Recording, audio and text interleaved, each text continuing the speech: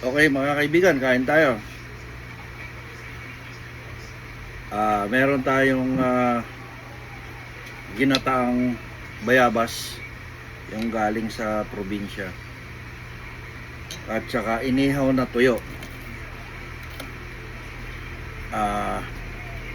Ito po, ang pamagat na itong content natin na to ay itanong mo sa Ilocano. Yan. Kasi itong ginataang bayabas at saka tuyo, terno ito. Kasi ginataang bayabas, matamis. Tapos, may pang-contrast na tuyo, maalat. So yan, pagka yan ang magkahalo sa panlasa ng mga Ilocano, masarap. Kain po tayo.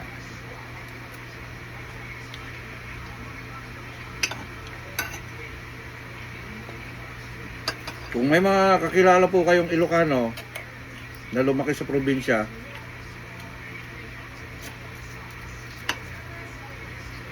tanungin nyo po kung magkaterno ang tuyo at saka ginataang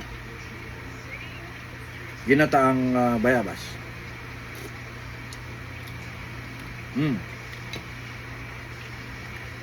Masustansya to kasi bayabas, vitamin C. Tapos mayroong gata. Ano yan, yung virgin oil. Ayan, maganda sa katawan. Tuntuyo, walang kwenta to. Appetizer. Pero siguro kahit konti, meron din magandang naidudulot to sa katawan. Iron. Ayan.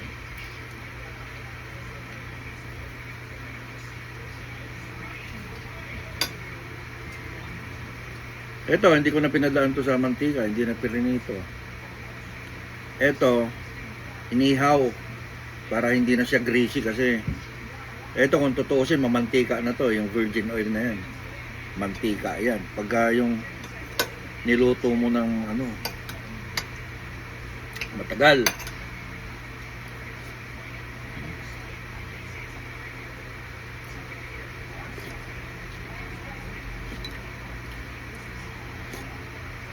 Itong ganito pong diskarte, ito yung mga diskarte ng mga sa probinsya, yung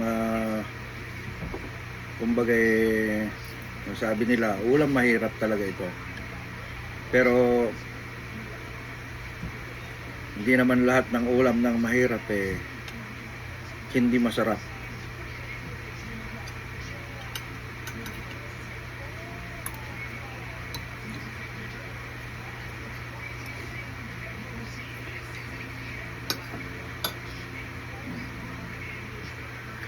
Yung mga typical lang na na yung tiga probinsya ang nakakaintindi na itong sinasabi kong ganitong terno ng ulam. 'Di ba kumbaga sa Tagalog, sabihin na yun, kung mayroong puto, pwede dinuguan. Yan. Pagka-terno, parang gano'n.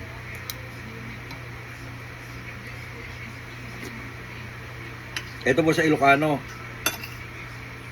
pag nag-ulam ka ng ginataang bayabas, sabi, terno yan sa tuyo.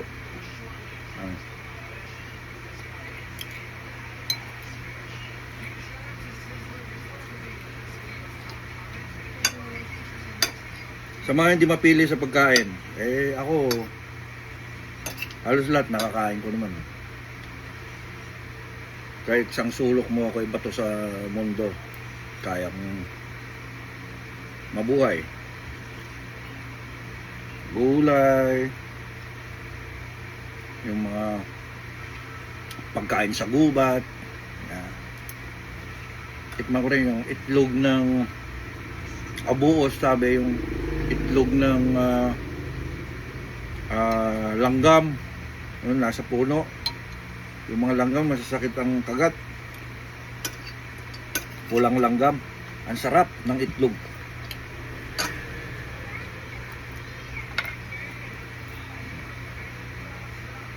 Ganyan lang po. At itong ganitong klaseng ano po, terno ng ulam ay parang